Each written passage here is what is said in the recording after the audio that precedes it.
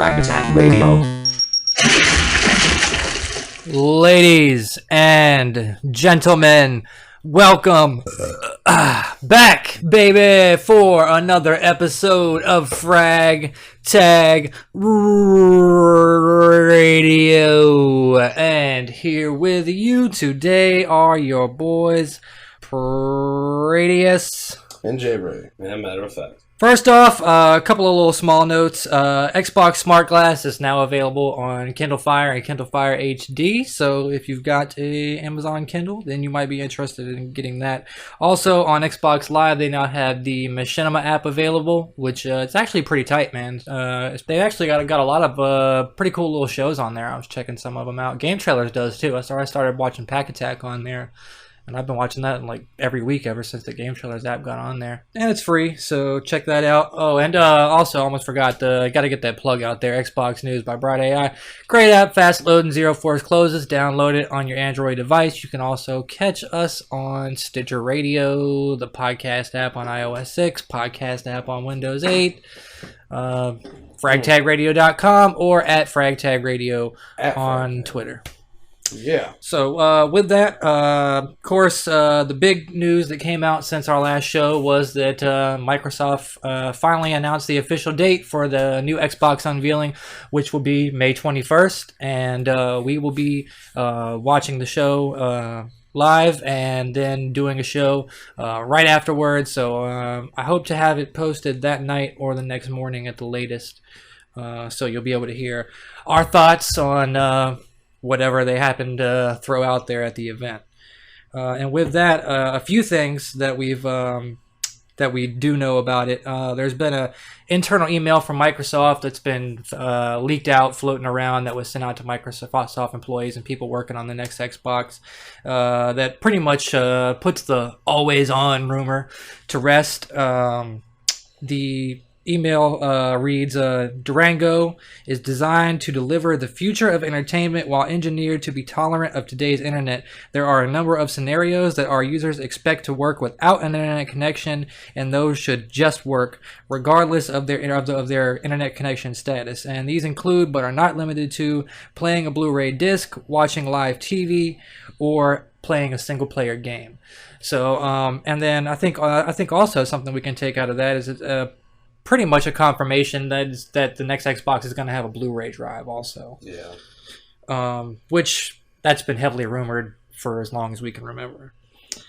Microsoft will also be making a return to Gamescom this year, when they'll be showing off more stuff about the next Xbox. You might remember that last year they actually skipped out on Gamescom and just had like a small booth there, but they didn't do any press conferences or anything. Maybe did a couple of behind closed doors things with some select press, but they're back full force this year at Gamescom, or they will be. So be looking forward to that, as well as, of course, E3, where all the biggest announcements will be coming out. The biggest.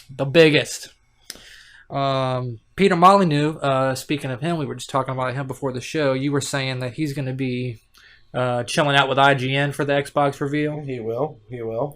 So if you tune into IGN to watch the reveal through them, you'll be able to get some Peter Molyneux commentary on top of the reveal itself, which should be interesting. What the lad has to say. Yep. And speaking of him, he's actually teased some possible Xbox 720 involvement as his experimental mobile game Curiosity is drawing to a close. This is it's going to be almost exactly 6 months since the game started when it's going to end. And then in a recent interview with GameSpot, he said, bizarrely, as part of that controversy, is that the end of the cube might well be, or most likely probably, if you look at the analysis, be completed the same day that the next Xbox announced, which would be a bizarre twist of fate. Which has led a lot of people to believe that Molyneux and 22 Cans might have something in the works for the 720. I would give that a pretty high probability. I mean, considering he's already, been pretty heavily affiliated with Microsoft in the past, Unfortunately, it won't be Fable. No, but there's probably going to be a Fable announcement. Yeah, and it's probably the rumors are going it's going to be an MMO. Yeah, which is, I'm not too excited about, but I guess I could be excited about it. But I don't want it to be a MMO, man, because many people... You're not really an MMO player. No, and so many people try and fail at MMOs. Now, if they went the route of, like, say, a Diablo or a Torchlight 2 type route where you can play with a group of 8 people, that's okay. But MMO... Then it wouldn't be an MMO. Exactly. That's my point. MMO, where everybody in the world, there's hundreds and hundreds of people in the world of Fable...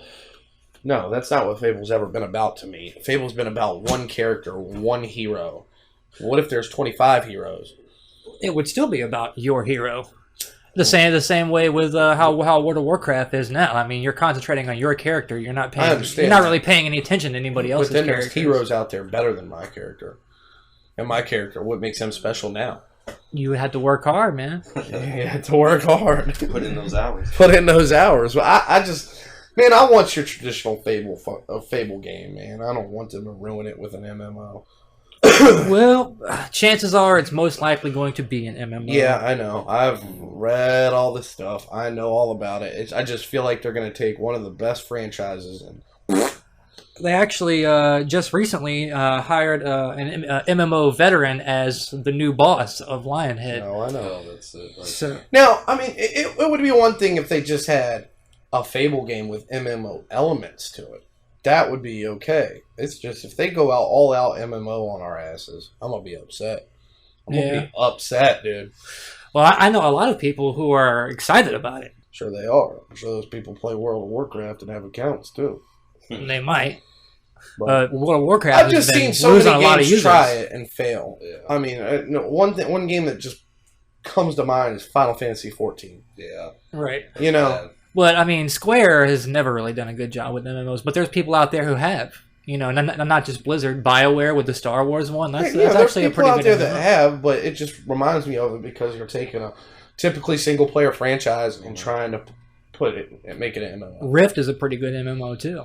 There's plenty of good MMOs out there. I'm not saying there's not, but none of those games were single player games that got thrown into, other than maybe Star Wars The Old Republic. You could maybe make a case for that being a single player Well, game. there's been plenty of Star Wars single-player games. Yeah, but not Knights of the Old Republic games. There's only been one other one. But I just feel like Square tried to do that with Final Fantasy. Oh, Final Fantasy is a great RPG franchise. Let's make it an MMO. It kind of fits, and it didn't. And that's what always sticks out in mind when you're talking about Fable going MMO. Yeah, well, I mean, the most, what was it, 14 is the one they messed up on? 11 was the first beginning. MMO, and then 14 was the second one, and neither of them were considered to be very good. Mm-hmm. Well, a lot of people liked 11, and they came out with 3 or 4 expansions for that one. But then when 14 came out, they were building it up to be this big, great thing. And it was all, and well, it turned out to be a 14 flop. was the broken one Yeah. that didn't work at Yeah. all, and they had to, now they're coming out with they had a to Realm Reborn. completely redo it, yeah. Yeah, but 11 didn't get very good reviews either. I think it had a cult following, but It did. yeah, it did have a little bit of a cult following. But I mean, it even found its way onto Xbox 360, and they really never embraced MMOs over this generation. That's true. But they still let that one on there I because just feel like it had a pretty strong user I base. just feel like they're going to take one of their best, one of their only first-person franchises, or one of their few, and make a mistake with it that's going to ruin it. That's what I'm scared of, because I feel like Fable could change the game with 720. A good Fable that came out at the early life of 720 could really make a great case for a lot of people to buy it. And if they come out with an MMO and it's not very good, I feel like it's going to be a major mistake. Well, I mean, they already came out with Fable the Journey. I mean, But that was a good game. it was good, but it wasn't nowhere near as good as a regular Fable game. No, it wasn't. But at the same time, it was a Connect-based game, and it served its purpose. It gave people who owned Connects a Fable game they could play on their Connect. But I could understand that more than I could understand MMO. I guess it just depends on how well they do with it.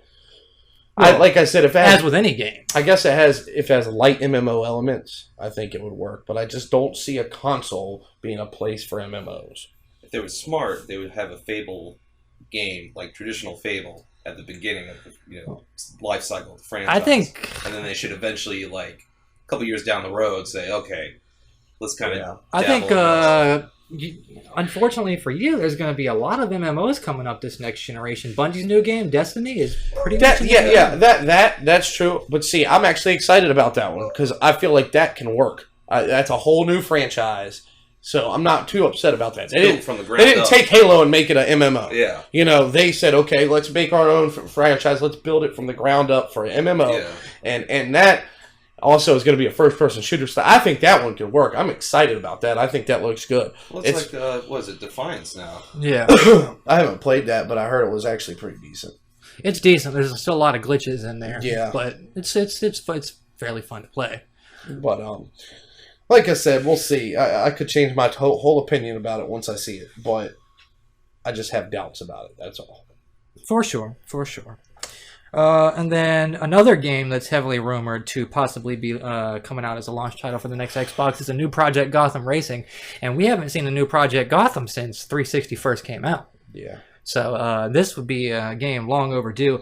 And it's rumored to be made by Lucid Games, which is a UK independent studio formed of a bunch of guys from Bizarre Creations who were the developers of the original Project Gotham. We should note, however, too, that we are going to be watching the Xbox unveiling, and we will be recording directly after and posting a show with our thoughts. We should even get on Ustream and fucking Ustream it. Got a camera we can use?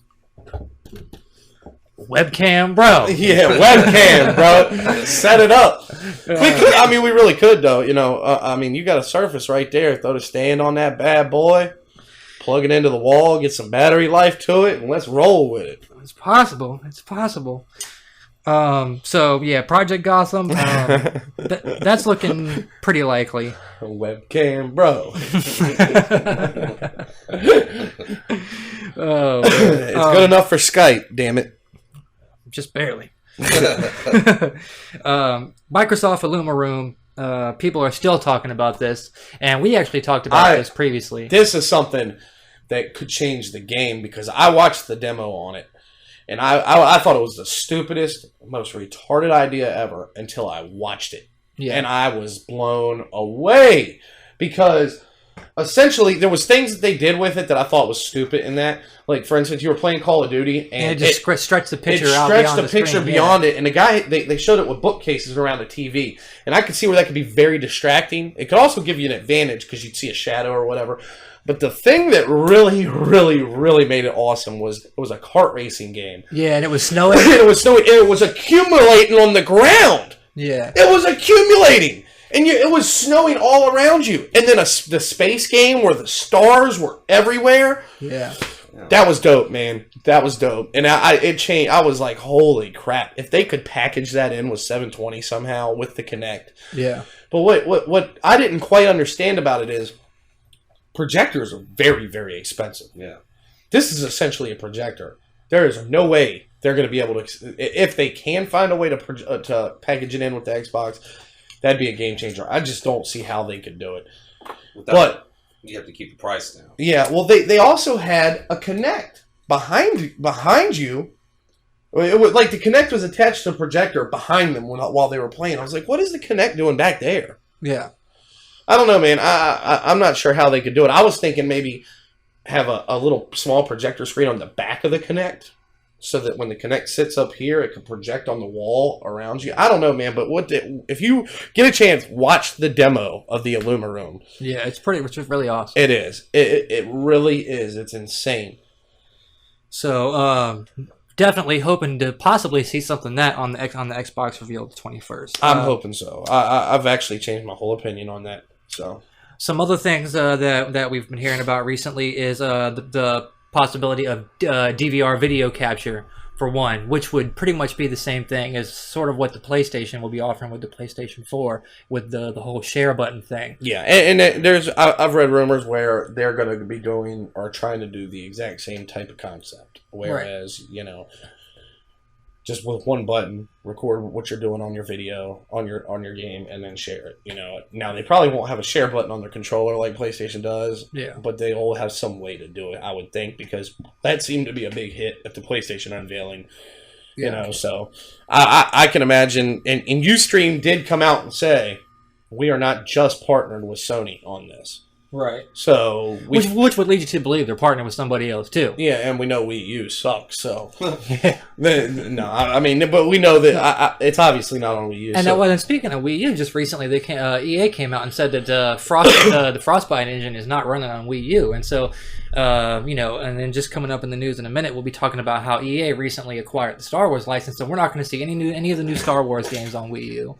And that's a giant franchise for Nintendo to lose out on right there. Yeah, it is. And I'm telling you, and we've talked about it before, Nintendo is going to be the new Sega within 10 years.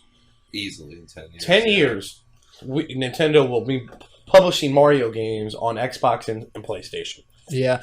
I think they might possibly bow out of the console business and try to go strictly handheld for a little while first.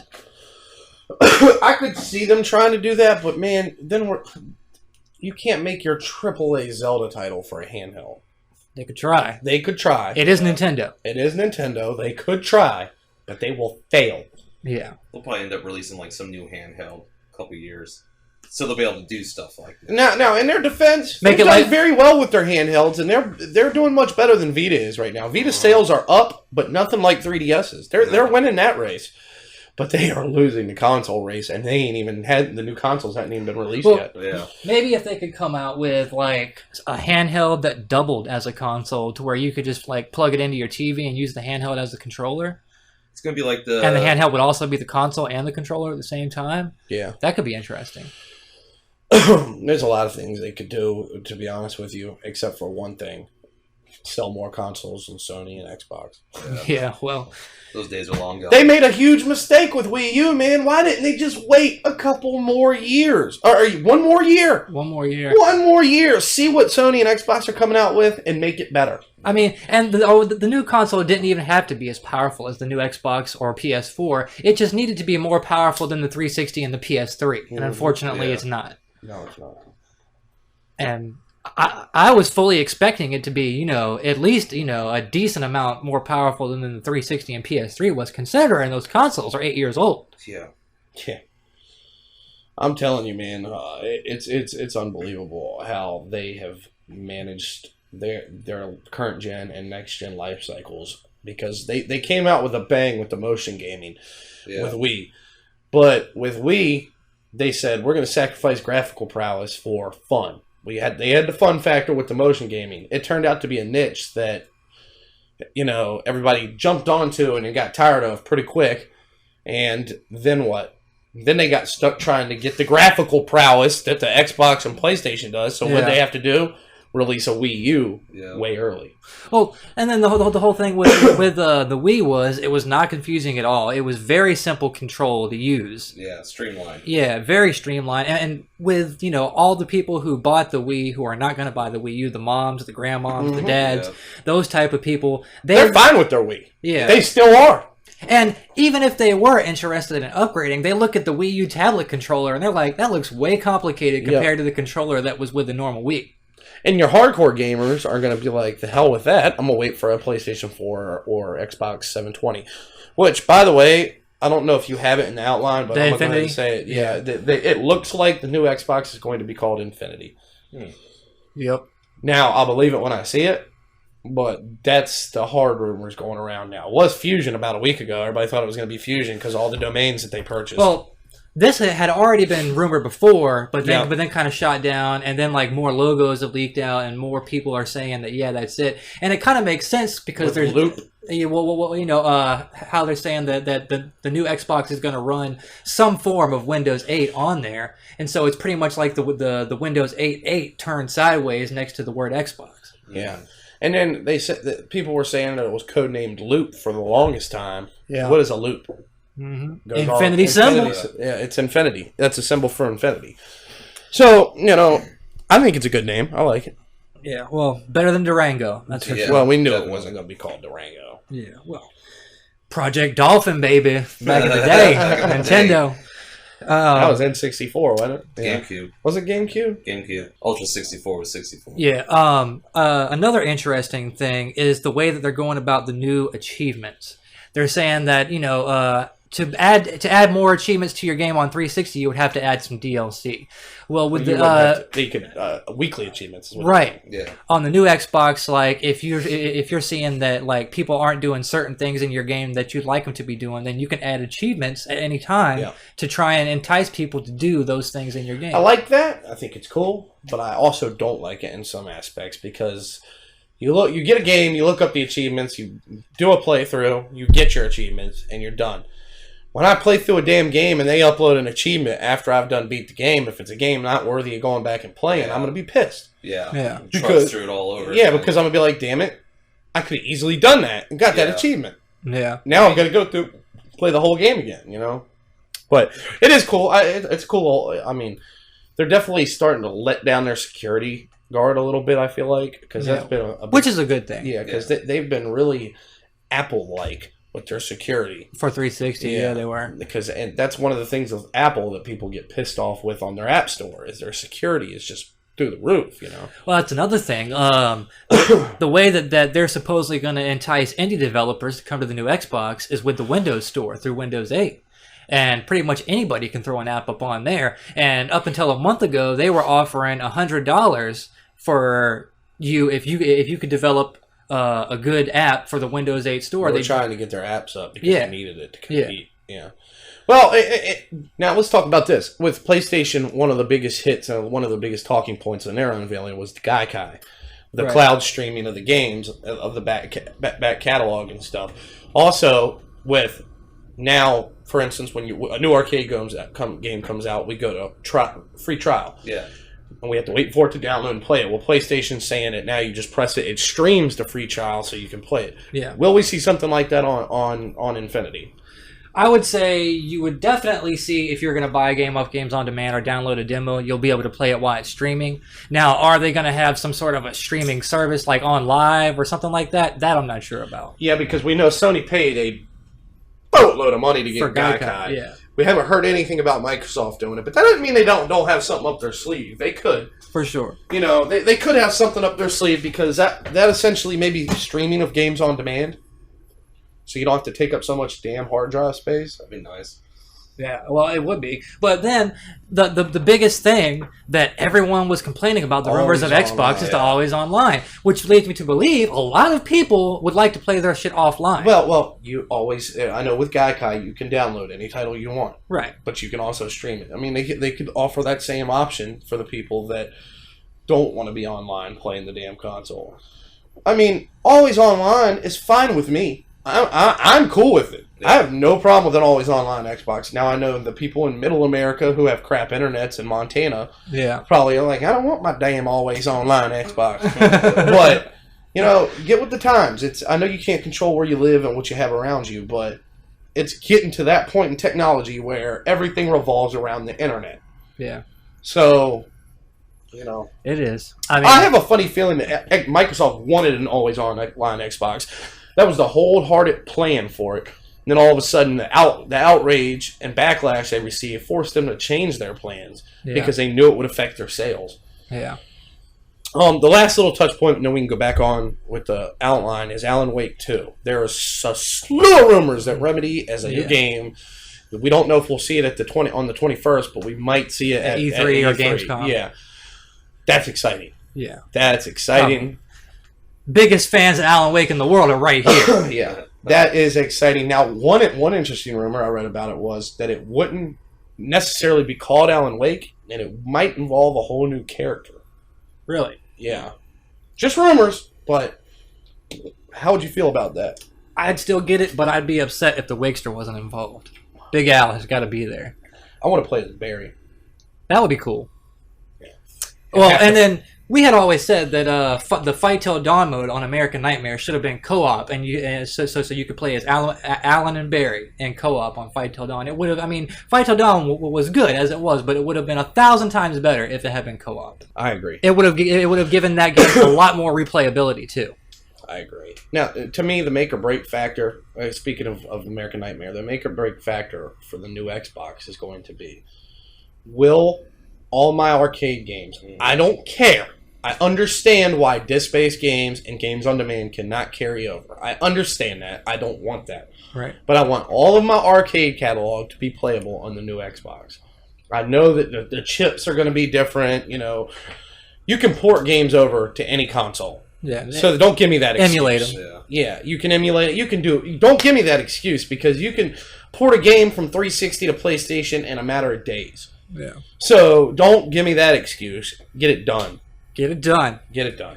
I mean, especially for, you know, guys like us who have 200 plus arcade Exactly. games we've downloaded over the last 8 years. Because I'm going to tell you right now, Microsoft's going to get a call if it doesn't work that way. Be one upset customer. When is the new consoles going to be available for pre-order?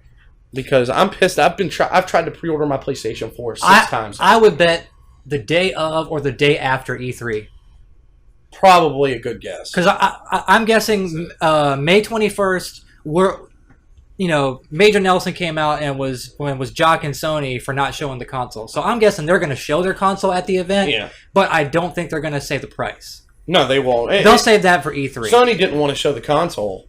They said they'd show it at E3, and they didn't want to show it because they didn't want to show it before Xbox, I think. You know, and it's a constant game these two are playing all back and forth. Yeah. But I will say this, if you plan on getting either the PlayStation or the Xbox or both, pre-order it and pre-order early. Yeah. Because we remember with 360 that if you didn't pre-order it, you didn't get it. Not for a while. Then, I mean, and it was the same with the PlayStation 3 when it first came out, too. I mean, both of those consoles, when they first came out, were going for thousands on eBay. Yeah, that's true. So what I plan on doing is the day it becomes available for pre-order, I'm going to take $100, put $50 down on each console. Yeah. Every paycheck, until it comes out, I'm going to take $100 and put $50 on each console. And I got to pre-order 2 consoles, one for me and one for Solo. So. Well, I do, too. I got to get PlayStation. So, yeah. You know. But, I mean, you got to do it. You have to pre-order or you're going to be without it, you know. And that's going to be the thing, you know. I don't know. That's another good question with the Fable MMO.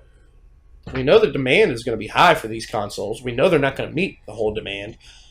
MMOs aren't going to have a very large online base of games early in the console's life cycle because there's not going to be that many people with the console. Yeah, and then traditionally when consoles launch first, when they first launch, they don't come with a game. The only system I can remember that did that was Wii, with Wii Sports. Well, I could see them coming with a Connect a demo Adventures type maybe? game. Yeah, Connect Adventures. You know, I don't know. We could speculate till our mouths get dry, and we pretty much have done that because our mouth is dry. So I think it would be nice if both consoles both consoles ship with some game in the box with it. Yeah, if Xbox shipped with Forza 5. Yeah, that'd be awesome. Or awesome. Project Gotham. Yeah. Should rumors be true? Microsoft shipped with Uncharted 4. Yeah, right. That would be fucking sick, though. That would be sick. But I mean, Sony PlayStation launched with Uncharted 4. That's what I meant. But I mean, you know, they say that Gran Turismo is about to be announced for PlayStation 3. Wow. Really? Yeah, I thought that's a weird move. But you know that Drive Club. It could always be cross-gen, like a lot of games. But that's kind of what the problem was with Gran Turismo 5, was everybody said it was PlayStation 2's Gran Turismo with a coat of paint. Yeah. And now I think that's why Sony unveiled that Drive Club game at the PlayStation event, at the PlayStation 4 event, probably because they're like, screw these guys. These Gran Turismo guys can't get it together for nothing. Yeah. They definitely need to step their game up if they want to get back in it. I mean, Gran Turismo was the best racing franchise ever up until Forza 3. And then Forza 3 and Forza 4 kind of just blew the doors off the last two. Well, I won't say Forza 3 because Gran Turismo 4 was incredible. But Gran Turismo 5 got the doors blown off it by Forza 4. Forza 3 is when Forza really started catching on. Yeah. And Forza 4 really blew the doors off Gran Turismo 5. I mean, Gran Turismo 5 had no chance to hang with that game. It was definitely amazing. And then we just had Forza Horizon recently, which is another good game. A very good game. So, anyways. Plenty of rumors and speculation regarding the next Xbox. Looking forward to seeing what's true, what's not on the 21st. And they say that at the conference itself, the 21st, they won't be showing many games, if any. So I would imagine. Well, we're definitely going to see Call of Duty Ghosts. because Activision has been advertising that. Well, see Call of Duty Ghosts at the Xbox event. May 21st. That's probably going to be the only game they'll show, according to Microsoft, because they said that this game was about the console itself. IGN was saying that all the games would be shown at E3. But we're going to get a lot about. I hope they come out and do what Sony did and just list the specs. Bam, bam, bam, bam, bam. Because Sony was real bold in doing that. They were like, "Look, this is what's inside the hood." I definitely hope they do that. And now, if they come out with this event on the 21st and they don't show a lot of games, they're going to catch some flack, especially from the Sony fanboys on the internet. Who cares about that? But I think it will be a good thing for them because Sony's already blown half their load. Yeah. And come E3, they're not going to have as much to show. Whereas if Microsoft saves everything for E3, they'll take E3 by storm. Yeah, true. But at the same time, we only saw 5 games at the Sony press conference. 5 games that were interesting. One of them, I was thinking 5, but one of those was Witness, which I didn't think was very good. One of them was Knack, which I didn't think. They were both arcade titles. And they also showed off Drive Club, Infamous, and Killzone. They showed off that crazy move game with the clay people. That was a tech demo. That was a tech demo. That wasn't a game. Yeah. But Drive Club, Infamous, Killzone, Knack, Witness. That's what we saw. Diablo. They talked about Diablo. They announced it. Yeah, they talked about it. But there's supposedly 17, or maybe it was 19 games, according to IGN's list, that haven't been talked about. First party or second party games that Sony will be showing at E3. So they should still have plenty to do at E3. Microsoft could probably take that same route. Show off a couple. Show off a few. I'm also interested to find out if Fortnite is going to make its way to the new Xbox or if it's going to stay just on PC. I don't know. I hope Diablo comes out on Xbox because I know that if it comes out with Xbox, I'll get it for Xbox because I know I'll play it with y'all, and y'all won't have Sony. Yeah. And I won't have anybody to play it with on PlayStation. Well, I don't know who's going to get PlayStation yet, but based on PlayStation 3, I won't have many people that'll get that game. So I hope that they have Diablo, and I'm thinking they are, but there's been some back and forth rumors about will they, won't they, won't they, So I think that would be a good announcement to have on the 21st. Boom, we're gonna have Diablo 2. Yeah. If they don't, it would be a surprise. Yeah, it would. It would be a surprise.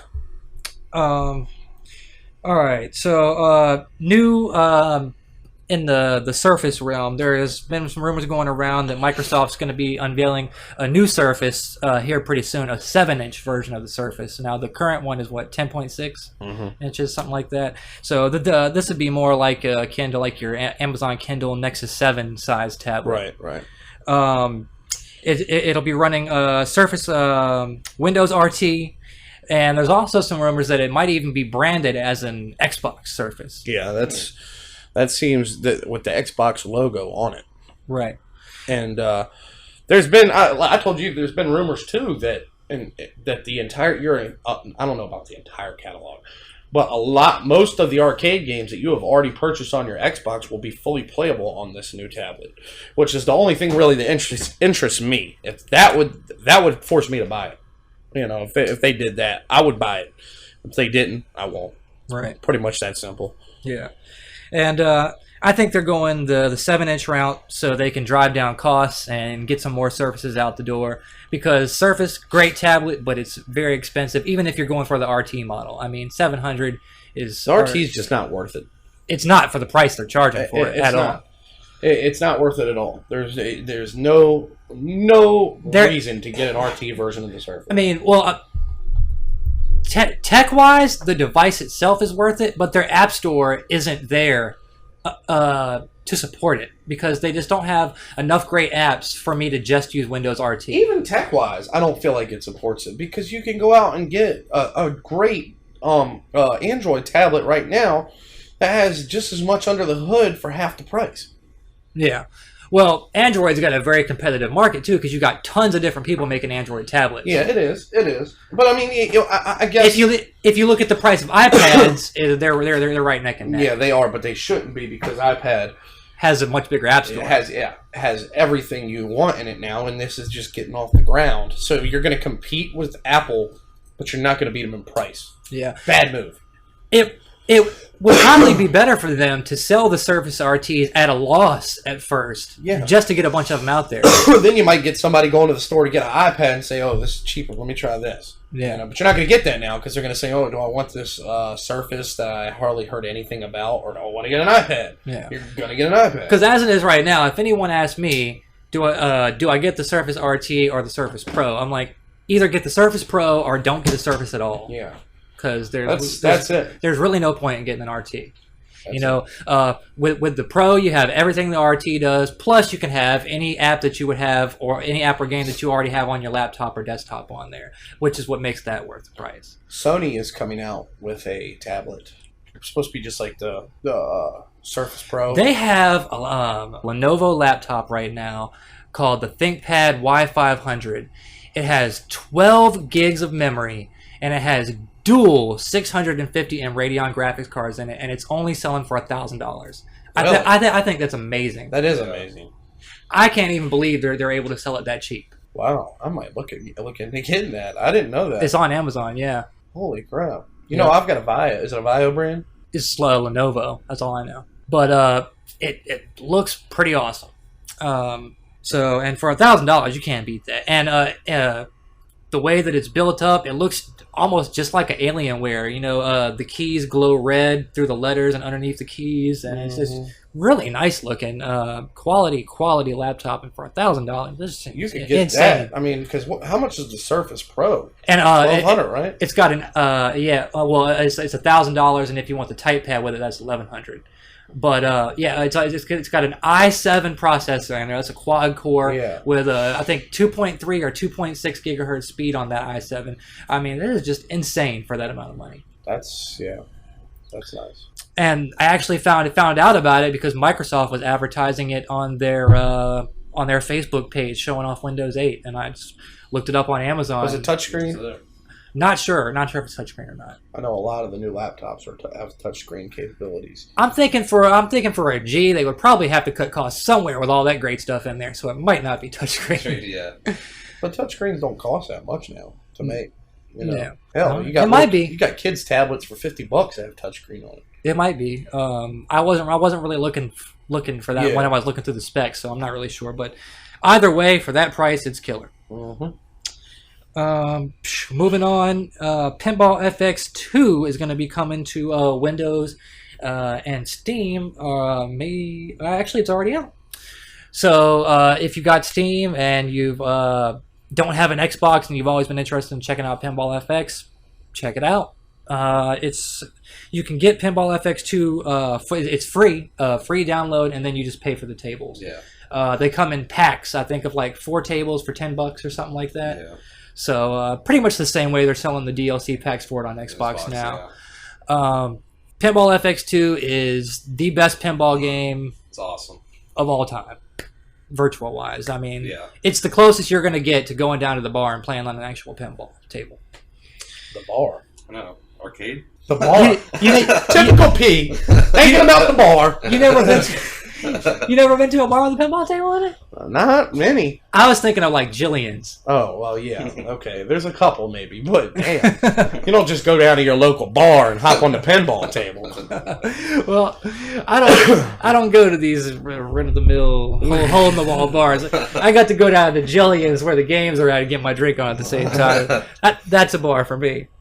But anyways, down to the bar. Hellraid coming announced for Xbox 360. Techland, the folks behind Dead Island, have announced their next title. It's a co-op first-person slasher. Yeah, it's a co-op first-person slasher. They're calling it 2 games in 1. There's a story campaign single player. Then there's a co-op 4-player multiplayer side. Crazy things. It's got some hack and slash elements, some RPG stuff, some shooters. It's got a little bit of everything going on in there. Jack of all trades, master of none. Probably will end up being so, because while Dead Island is a fun game, it's not a great game. Yeah. And none of the Call of Juarez games have been good. They all suck. So I'm sorry, but Call of Juarez is awful. All of them terrible. Don't buy them. Not even none of them. Not even on the $5 Army of 2 is better. Army of 2, I've never been a fan of that franchise, but the second one wasn't terrible. Yeah. I didn't play the third one. You ain't get that new Jang? No. Pre-order so you could play as Big Boy. Yeah, Big Boy and what's his face? I'll be B.O.B. Oh yeah, B.O.B. and Big Boy. Like, why not Andre 3000? He probably didn't want to be in it. You know that guy. He's crazy. He's out of his mind. But anyway. Rayman Legends. I know Wii U owners are glad to hear this. The five Wii U owners out there are glad to hear that Rayman Legends has been moved up. The reason you bought your Wii U got delayed so it could release simultaneously on all consoles, but you'll actually be able to get it in August now. Rayman is one of my favorite franchises. Platforming wise, since Origins came out, it has become one of my favorite franchises. Yeah, Origins was awesome. I always liked Rayman back in the day, but I wouldn't have called it one of my favorite franchises. I'm talking about since I played Origins, though. It's become one of my favorites. Same here. It's and then the phone game. Jungle Run. Oh yeah, it's really good too. It's awesome. Yeah, one of the best mobile games out there. Really, it is. So that's been moved up to be able to get that in August. They haven't given like a solid date in August, but in August. So look forward to that. Plants vs Zombies 2. They're actually calling this Plants vs Zombies 2. It's About Time. That's the name of the game. Plants vs Zombies 2. It's About Time. So. You've been clamoring for a new Plants vs. Zombies. They know you have, so they've called it Plants vs. Zombies 2. It's about time. No word on what platforms it's coming out on, but the first Plants vs. Zombies came out on every platform known to man. I'm guessing the second one's going to be no different. But yeah, that'll be coming out in July. So Plants vs. Zombies fans, go wild. Ascend New Gods, you might remember that as the free-to-play game that got announced by Microsoft for 360 back at last E3. Ascend, Hand of Kul. Yeah, they've done changed the name of it. And who knows why. But I'm actually wondering, this late in the game, are they still going to put it on 360, or will it end up being a next-gen thing? Or will it just be both? Will they put it on current and next-gen? I would say it'll either be this gen still, or it'll be both. I don't think they would put it on just next gen. But then again, they announced the first Joyride as a free-to-play game and ended up releasing it as a $40 game for Kinect. Yeah. So Turbo. You never the first Joyride. That was the first Joyride. You never really know with Microsoft. Watch Dogs. Boom, and this is Jayray's game, so take it away. Watch Dogs launches November 19th in North America, the 22nd in the UK, and let me tell you something. This game is looking spectacular. If you haven't heard of Watch Dogs, tell us about it. If you haven't heard for those who don't know, if you haven't heard of Watch Dogs, you've been living under a rock for the past 6 months. But there's a few people out there who have. It's essentially the best. Ryan McCaffrey, Destin Legary, and Brian Altano from IGN just saw it recently playing on next-gen systems and so forth, and saw the game running full-fledged. They basically said it reminds them of an Assassin's Creed and Grand Theft Auto merged. Yeah, like you take Assassin's Creed and a lot of their game mechanics merge with the open worldness and ability to do anything of Grand Theft Auto in a full city of Chicago. It's in Chicago, by the way. And they also said that they saw a lot of Far Cry 3 elements in it, too. But they said that this game is so ambitious. He said, Brian Altano said, I've never seen a game this ambitious. And the amount of things that they couldn't talk about that they're doing in the game, he said, is just jaw-dropping. He's like, some of the things that you can do, like just the game mechanics themselves that they're allowing people to do, is groundbreaking. I think the next generation is going to bring a lot of very ambitious games. Yeah, it is, and it's good that it's coming. Bungie's new game, Destiny, is very ambitious. It is. But as far as the game itself, they were saying it's spectacular. It plays really well. Next gen, they said the lighting effects and every little thing that you saw on the next gen system. The draw distance is farther, and they also said that on current gen consoles, the streets feel kind of lonely compared to the next gen version because there's not as many people walking around. Well, and they said that the game is so ambitious and there's so much to it that they feel like they really had to sacrifice a lot of graphical prowess for the current gen system. So they said that without a doubt, if you are considering buying this game, it has to be for the next gen because the graphics. Unless you're a cheapskate gamer and you're not going to be jumping on the. Well, yeah, if you're not going to get on the next gen train, obviously get it for this console. I'm saying if you have both, definitely get it for the next gen. Right. But wow, the stuff that you saw from it already that we've seen just looks incredible. The last 3 E3's demo It was definitely one of the looks most, awesome. Yeah, jaw-dropping things I've seen. There's also it was probably game of the show last E3. It was, and there's also a second screen experience, a smart glass type thing, but it's not smart glass where you can actually take your phone and play the game, but you're not playing the actual game. Like, for instance, if you were playing it and I'm on the road somewhere, you could call me up and say, hey man, could you get on Watch Dogs on your phone and help me out? And I could actually be hacking things for you while you're playing the game. Because essentially you have a device and you just instantly hack things, like a guy who needed to get to a roof and he hacked a forklift and it took him up to the roof. And, I mean, you're just hacking things constantly. And I can save you time and hack things for you, awesome. If somebody's chasing you. That's cool. And, there's a lot of cool things that they're doing with this game. So, it's exciting. I can see a lot more of that. And the fact that it looks like it's going to be a launch title for the next gen. Yeah. Holy crap. Yeah. This is a reason to buy your next gen right here. Yeah. I mean, if all the other games that have been announced and are going to be announced aren't enough. Yeah. Well, Black Flag recently. Believe it or not, there are some people out there who just still aren't ready for next gen. They're idiots. But anyway, Black Flag, Assassin's Creed 4 Black Flag is supposed to be spectacular looking on next gen, because this game's being built from the ground up for next gen and scaled back for current gen. Yeah. So we're going to see some stuff, man, this fall.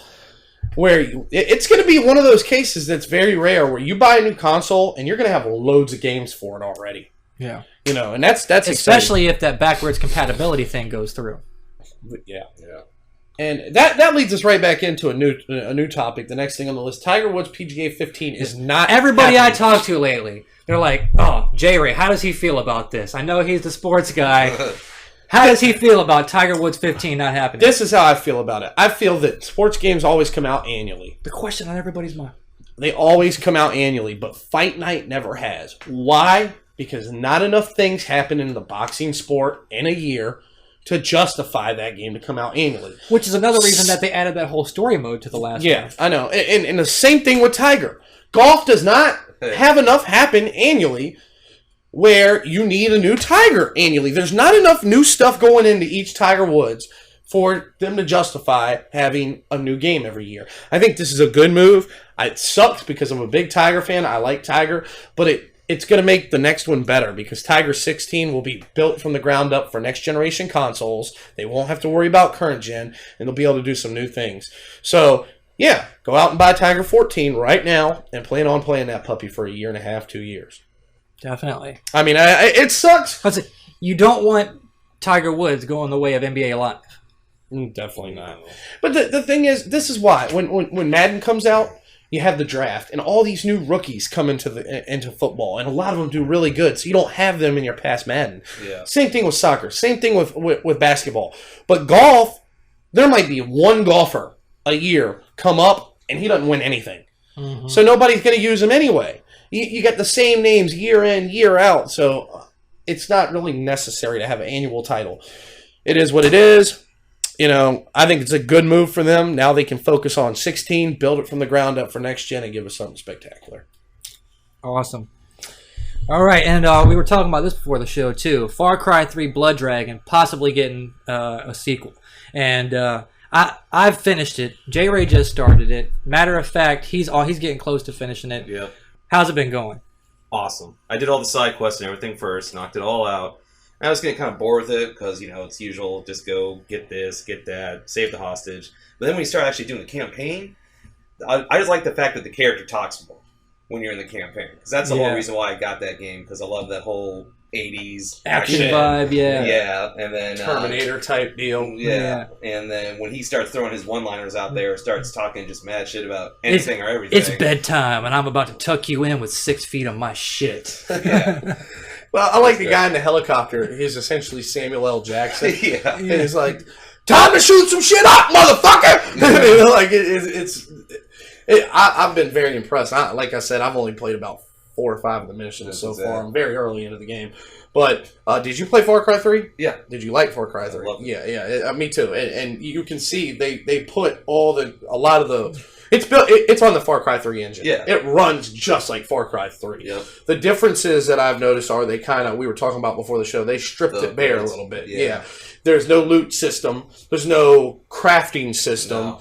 There's no upgrade system. There is an upgrade system. It just happens automatically. Yeah, it happens automatically. I think it says like from level 2 through 5 you get this power. Level 5 through 6 this power. Yeah. Whereas in the other one there was 3 big trees where you could pick your skills. Yeah.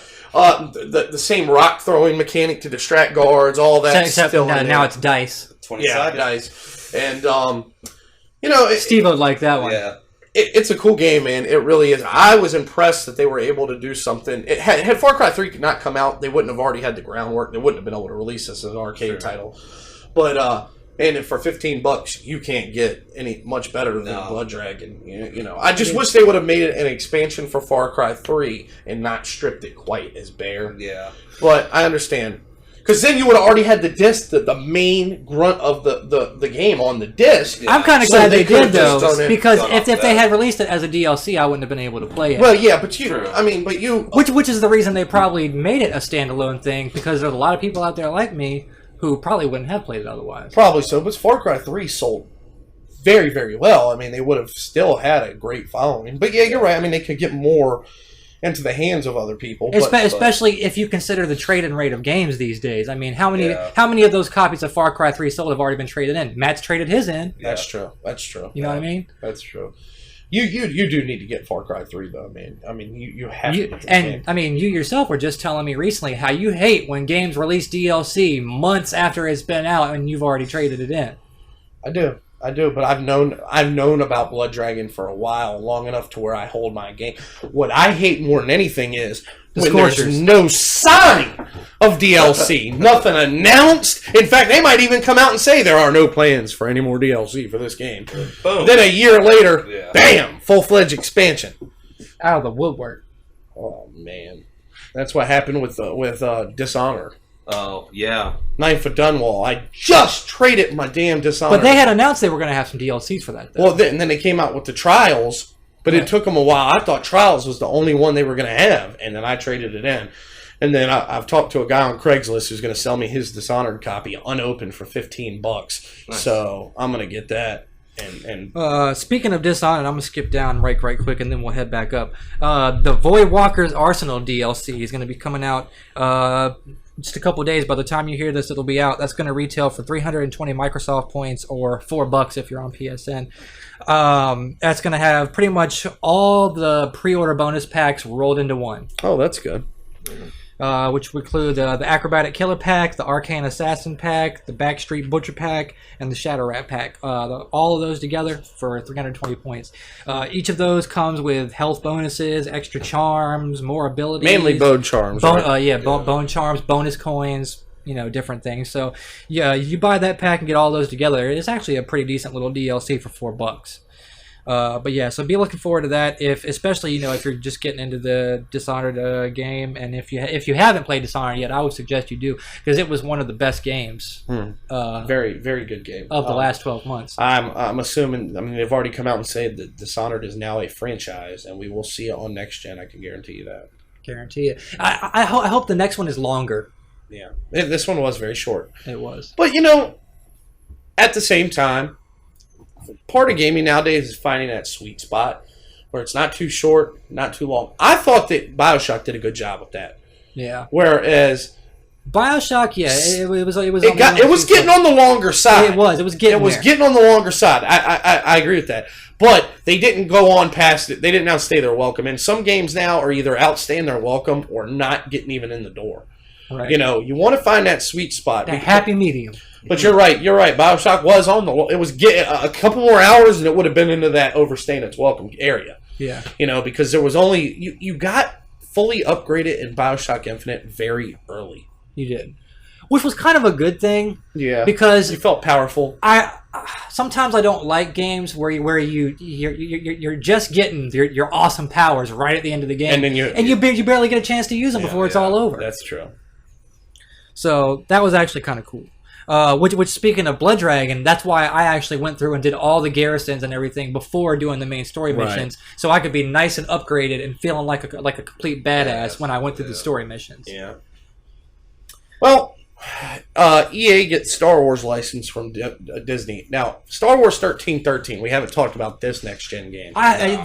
they had said that it was canceled, and then now they've announced that EA's bought the license so they can make games. I'm hoping that they'll pick up the assets of 1313 and carry it on. Looked insane. Yes, I really do not want that game to disappear. No.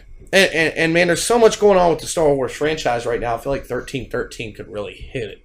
Yeah, because I mean, for me, there's never been a really good Star Trek game, but there hasn't been a good Star Wars game in a while. No, I think the best Star Wars game ever is still the Nintendo 64 Star Wars game.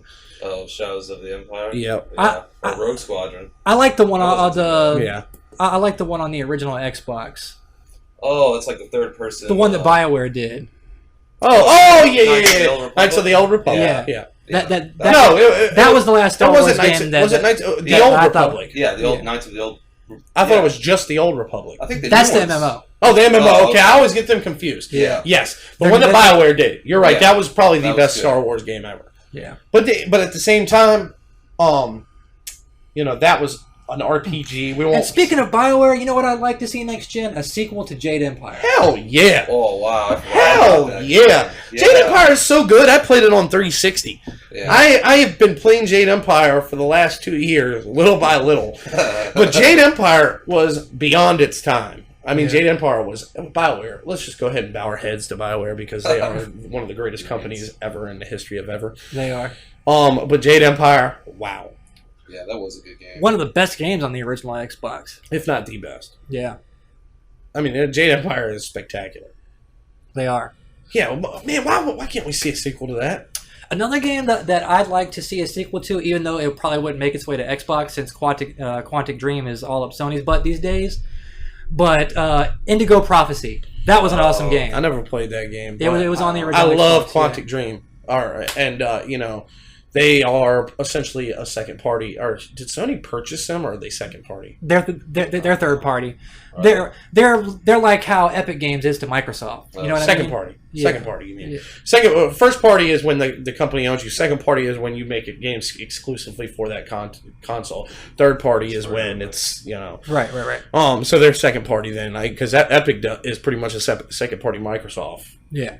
Thing. Well, and then they actually work together on developing the Gears games, and they've got a whole team at Microsoft that does stuff for the franchise too. So Beyond Two Souls looks so good. Quantic Dream's new game looks so good. I mean, and all their games have been pretty Heavy good. Rain was one of the. It was slept on in the beginning, and then it turned out to be one of the biggest classics of the PlayStation 3 life cycle. Yeah, I mean, Heavy Rain was spectacular. Talk about a game that had about 172 endings.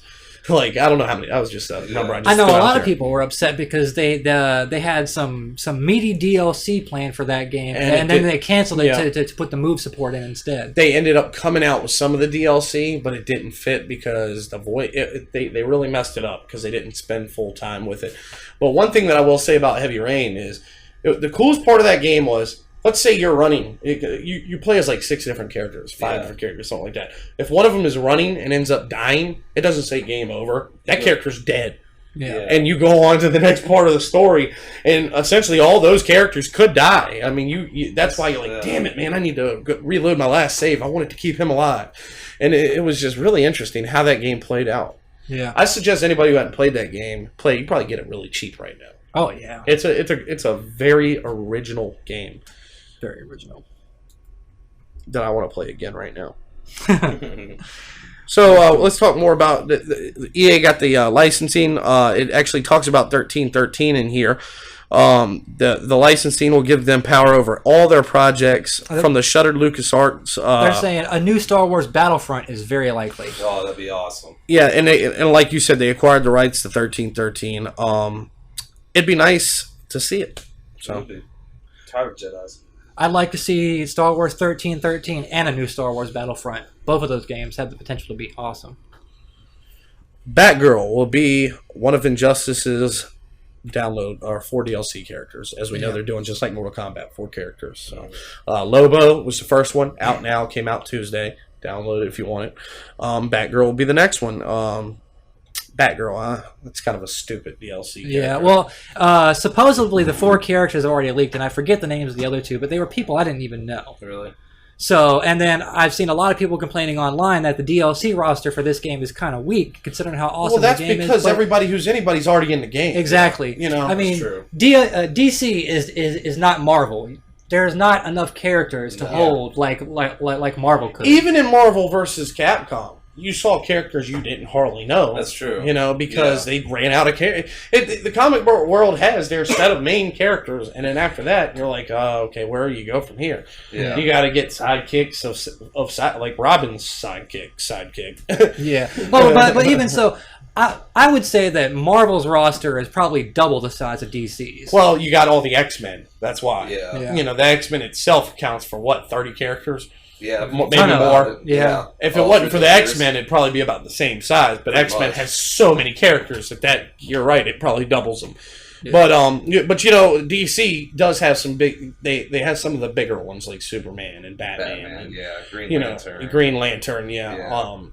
But there's just not that many characters there. You know, the Flash. Well, they're like is already in older the game. characters. Green Arrow's already in the game. Think about it, all those DC characters came out like in the golden age of comics, almost like the 40s. Yeah. And Marvel kicked in the 60s. So they're newer characters based on the newer times and stuff like that. Yeah. I mean, DC has a character, you know, Captain Marvel's Shazam. That's what his name was back in the day, you know, Shazam. So, Injustice, you have it. Yeah, I do.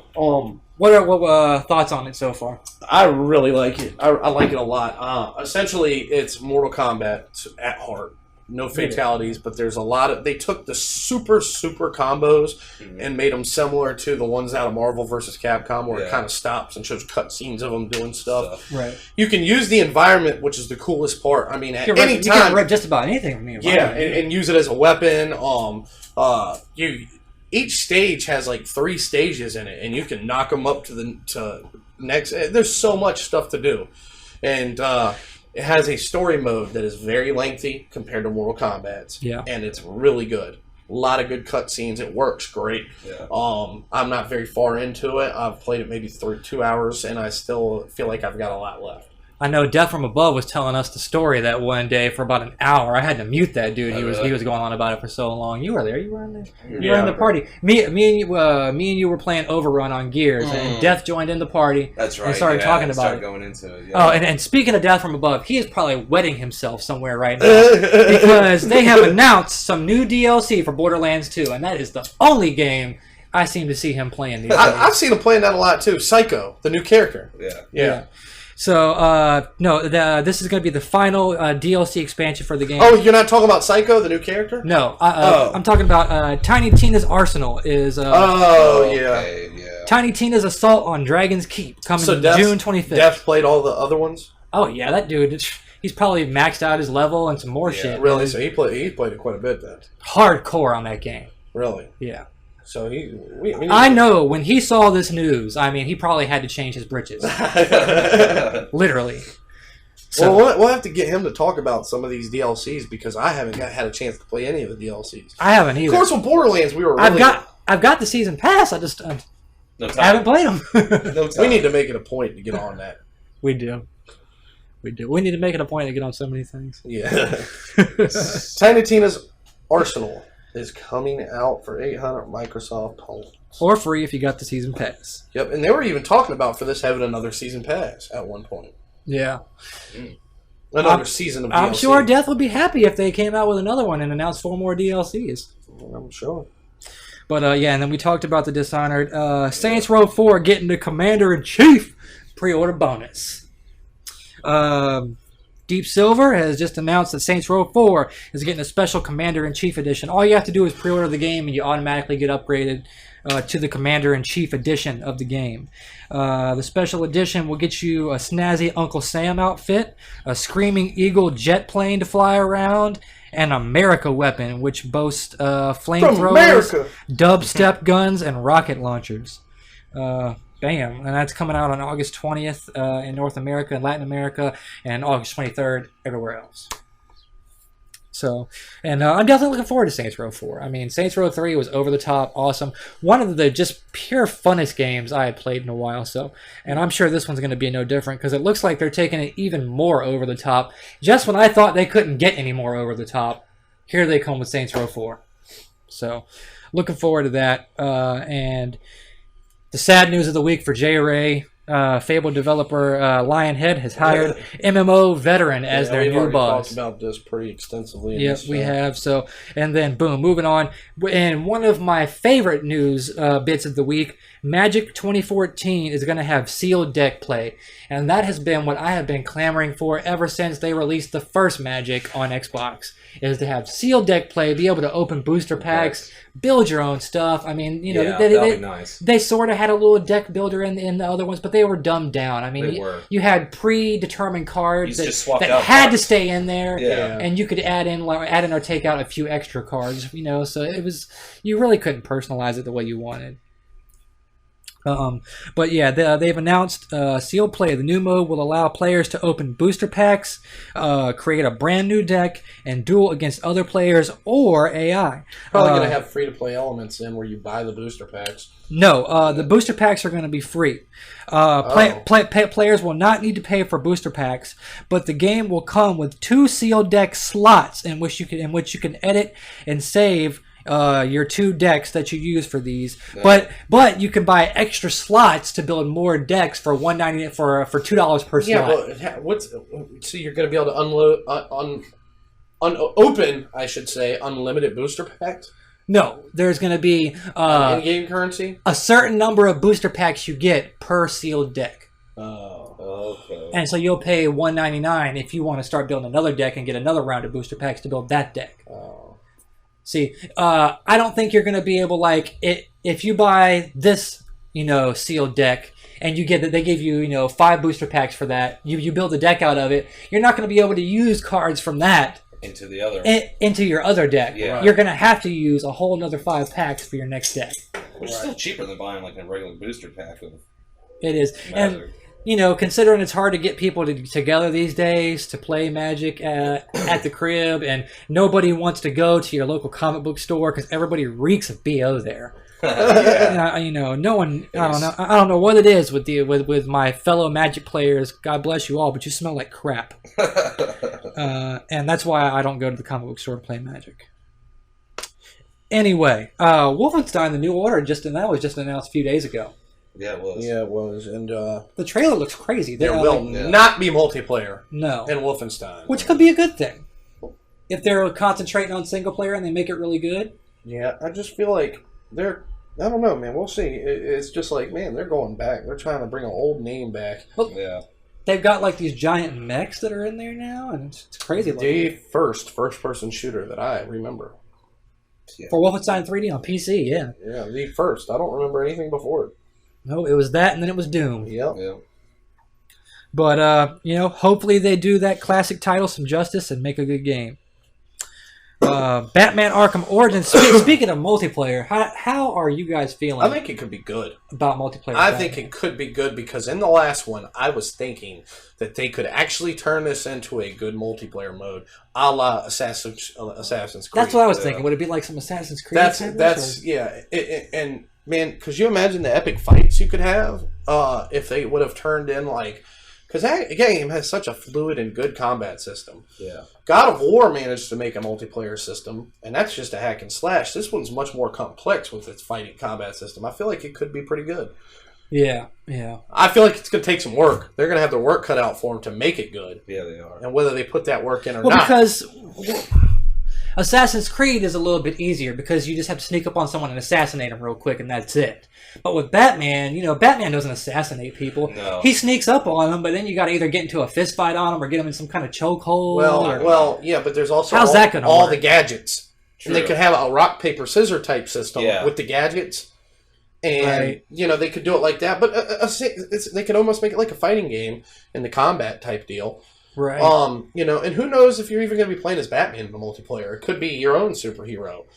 It could be Nightwing, Robin, all the villains, but you could just create your own super. It almost seems like it'd be better if they had it like a 2-player, like a one-on-one competitive mode where you got 2 people and they're trying to hunt each other down. I don't know how it's going to work with 16 Batmans running around the map. Well, here it says here. One mode will place players in Joker or Bane's gang to bring down Batman and Robin. The villains involved who may be playable and customizable include Killer Croc, Deadshot, Firefly, Black Mask, Deathstroke, and some kind of Electro Man character. Okay, so you got Batman and Robin and everybody else trying to take them down. Yeah. That makes sense. Yeah, It does. that's one of the modes it says. Could be other that one actually sounds pretty good. So we'll definitely be talking more about this in the future. And it's also worth noting that Rocksteady's not developing. No, this they're out not. there. They gave somebody else the reins to this one. Yeah. But you know that they have already laid down all the groundwork. They have. At this point, it's hard to mess up a game. Yeah, I mean, so sort of like how Obsidian did with Fallout New Vegas. Or Bioshock. Bethesda had already laid all the groundwork for Fallout 3. Yeah. So with New Vegas, all they had to do was just take those assets That's and right. put a new story on it. Just like 2K Marin with Bioshock 2. Yeah. You know. So hopefully, with that in mind, it'll turn out to be a good game. So And 2K Marin actually did a pretty good job of adding multiplayer to Bioshock. They really did. I'll let you take this next one. Gears of War Judgment got that free map coming this week. By the time you hear this, it'll probably be out. Mm-hmm. It is a new Overrun map, which I am so glad to hear. I know, because there's not enough Overrun maps. No. And this map pack that just came out, it was only 3 maps, and out of those 3 maps, only one of them was an Overrun map. And good luck playing on that one. Yeah, Every time because you do, it's always like they need to put an Overrun DLC playlist up there, especially now that they have 2 DLC Overrun maps. Because I have played on Skyline more times than I care to mention, and I really don't even want to play on Skyline anymore. So I find myself trying to get on Terminal, and then Skyline pops up, and I'm dropping out of the match because I need to go find another one because I'm trying to play on Terminal.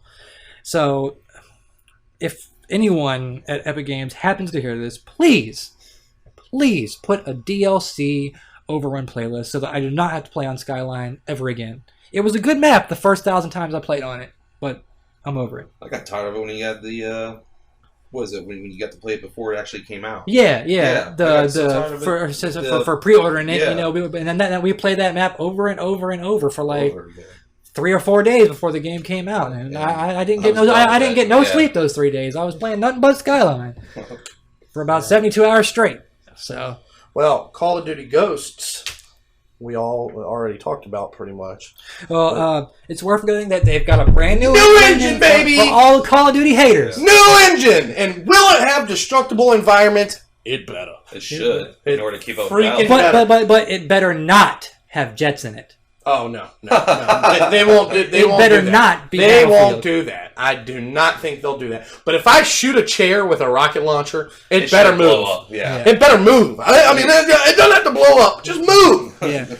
This can't be Max Payne 3 where you can use a lamp as cover. Yeah. Yeah.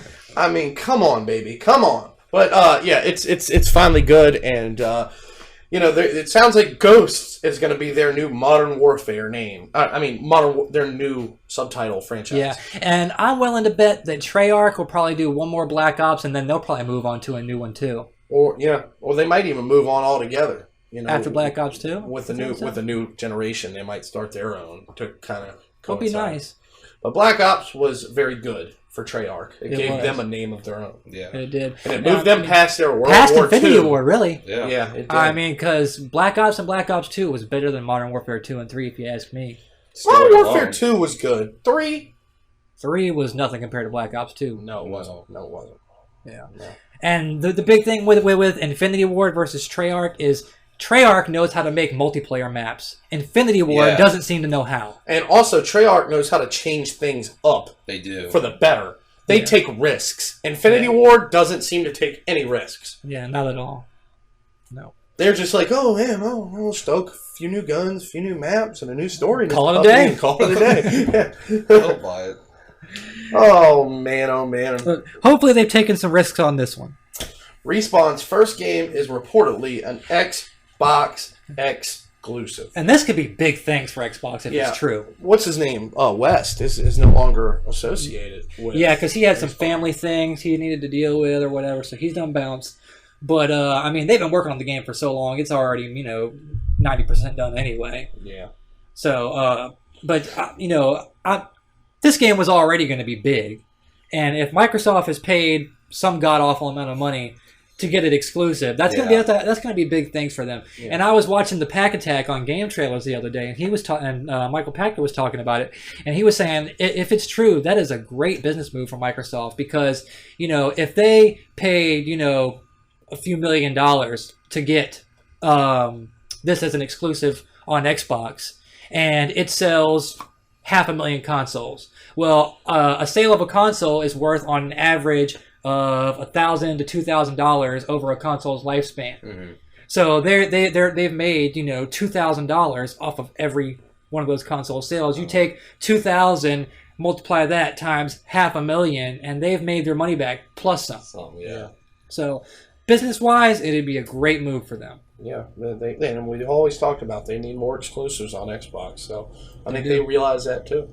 And before we get into our Bioshock Infinite thing here at the end, I would just like to note that I hope they let Rare off the leash. Oh God, please. Killer Instinct. Killer Instinct, a new Conquer, a new Blast Corps even. Even a new IP. A new IP. Yeah, I wouldn't let Rare make a game. Anything. Yeah, that's true. Anything that's not Connect Sports Season 5. Or 7,000 or whatever season they're on now. Anything that's not Connect Sports. Now, there's going to be another Connect Sports. You can bet your bottom dollar. Yeah. But word on the street is they've got 2 games in production over at Rare right now. One of them's going to be Connect Sports. It's a given. Yeah. I'm just hoping the other one is something worth talking about. The other one is Connect Adventures.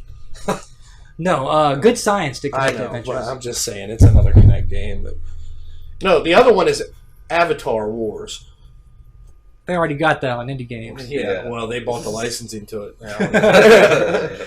But yeah, I'm hoping for a Killer Instinct, another Perfect Dark, a Conquer, a new Banjo-Kazooie even. Nice whatever. As long as, whatever. Let them off the leash. You'll never, ever, ever. All right, and we pretty much already talked about Far Cry 3 Blood Dragon, but let's frag it real quick.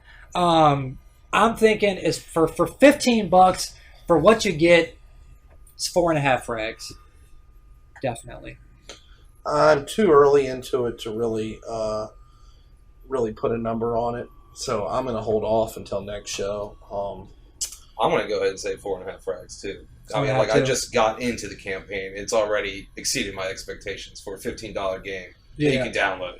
And you've already taken over all the garrisons. Yeah. So and it's fun too. Like I saved a hostage. I turn my back. I hear a tiger. The tiger killed the hostage I saved. You know what I mean? Like random stuff like that. And the dialogue is hilarious. Yeah. How every time you go pick up one of the collectible items, he's poking fun at Assassin's Creed, talking about at least this ain't collecting fucking feathers. Yeah. Yeah. And you think about all the throwbacks they have to movies. Like his pistol is just like RoboCop's 3-round burst. It's big, just like it. That mission when you have to burn those dragon eggs with the flamethrower, aliens. He holds a shotgun just like Terminator. Yeah. Yeah. How he has the arm. Yep. Yeah. And I like how you can like flick people off, and I don't know how you do it, but sometimes he does like that rock sign. Electricity comes between his fingers. I don't know. It's random. Yeah. But little stuff like that. It's a classic looking game. I can't wait to... For $15, worth every penny. Yeah. Every penny. All right, and so... Wait, one last thing on Blood Dragon. Yeah. I haven't gotten to it yet, but can you switch out guns? Or are you just stuck with your main guns? No, you can switch them out. So those 4. Can you customize them with like different sights and underbarrels? Well, most of them. There's a couple. You get a Gatling gun. Yeah. That one you can't upgrade. No. You get a flamethrower. What about skins? That one you can't upgrade. Skins for the guns? No, camos? no skins. No. Oh, so they don't. They strip that out too. Yeah. But that's good that you can at least put sights and stuff on it. Yeah, but it's only for like your main core guns. The bow and arrow you can't upgrade. One of the greatest things about Far Cry is your arsenal. I mean, you have Molotovs, grenades, C4. And you still have those. I saw that. All that you got in there, and then you got your bow and arrow with all the different arrows. Yeah, that's true. Yeah, unfortunately, I wish they did have more arrows. Like, at least explosive arrows or something in Blood Dragon. They don't have those? No. They took them out? Yeah. Wow. You have explosive rounds for your sniper rifle, and that's badass. That's pretty badass. You shoot a truck, and, like, all trucks just go to hell. Yeah. All trucks go to hell.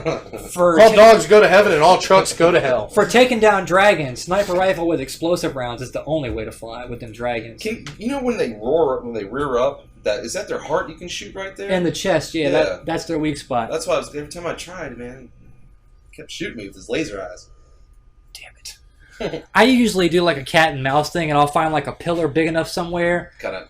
You can throw those heart things too, can't you? I can just, yeah. That's another gripe. You throw those to get a distraction. Like you only use it for that.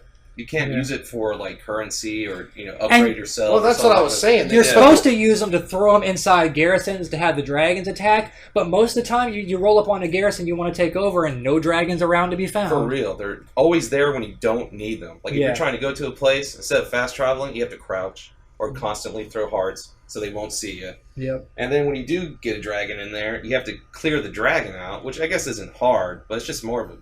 Like there's one where the base is underground. And a dragon's hanging out right there. Yeah. And he will not leave. That's that dragon facility where they're manufacturing the helmets for him or whatever. Yeah. That's the mission where that's the mission where you burn the eggs. Yeah. That was one of the best missions, really. That was fun. I like the dam one though. First one, yeah. That was pretty cool. Yeah, definitely. Nothing beats the opening scene though when you're in the helicopter with that music. Yeah. Mowing down people. Oh yeah. Love that. I was actually hoping that they would have had more of that to where you could have like got on a helicopter again, and but that's the only time you get to do that. So I guess it is what it is. That reminds me of Forrest Gump. The red, white, and blue. Yeah, that's what I thought when I heard that song. It reminded me of Forrest Gump too. All right, so that's pretty much all me and you got. Yeah. But I've been talked about Bioshock, but you've been MIA for a month, so take it away with your Bioshock review, Jay. Well, Bioshock is... I've already gave it a preliminary review, and I'm going to go ahead and say that I loved it, top to bottom. Great game. I had a few small gripes about it that I've talked about already pretty much. The gunplay is mediocre is my only complaint. Yeah, I mean... And that's not even a complaint, it's just mediocre. Yeah, I mean, it's very Bioshock-ish. It felt like Bioshock, and I thought that everything about the game, story-wise, was top-notch. And I tried to find plot holes with the ending. And I couldn't. Everything sunk together and grabbed and locked, and it was perfect. Really interesting is, if you go back and play the game a second time, you'll realize that a lot of things that are subtle during the game actually confirm the ending or hint towards the ending or let you know little things, but you won't notice that the first time through because you don't know the ending yet. So I recommend at least trying to play through it a second time, which I'm currently doing now. And there's an achievement for playing through a second time, I think, yeah, too. There is. And the ending is one of the best I've seen in a video game in a long time. It's great. Yeah. It's a great ending. The only questions that were really left unanswered were Origins of the Songbird, and that's going to be answered in the first DLC. Yeah, and it even ties Rapture in. And there's spoiler alert. Yeah, well, I'm not going to say how or what, but yes, you're right. And it kind of leaves some... There's a lot of speculation going on as to if it ties into Rapture even more. Right. And I guess we'll see more of that on DLC. But, man, it's such a phenomenal game. The ending pretty much confirmed my thought of 5 frags. I love it. I think it could be Game of the Year. I think that and Tomb Raider right now are going to go head-to-head. GTA 5, Well, we haven't seen it yet. I'm talking about what's been released right now. Yeah.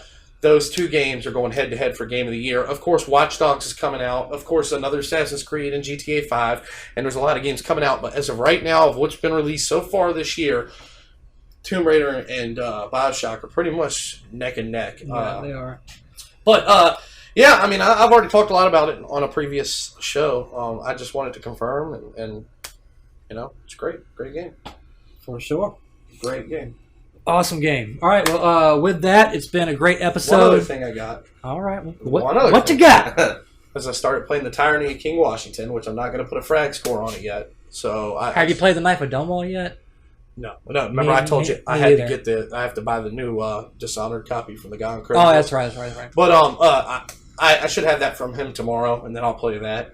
But definitely, the Tyranny of King Washington is very, very interesting because it's a whole new alternate reality, and you go back to the Connor from when before he was an assassin, but he still has the memories of him being an assassin. He can't quite figure out what's going on.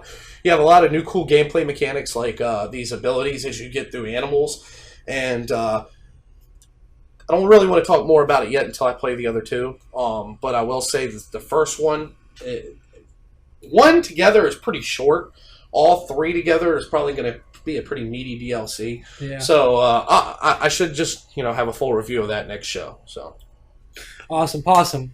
Well, next show will be a midweek show, which will be different for us because, like I said, it's going to be all about the Xbox reveal, and so that'll be we'll have that episode for you May 21st, May 22nd at the latest.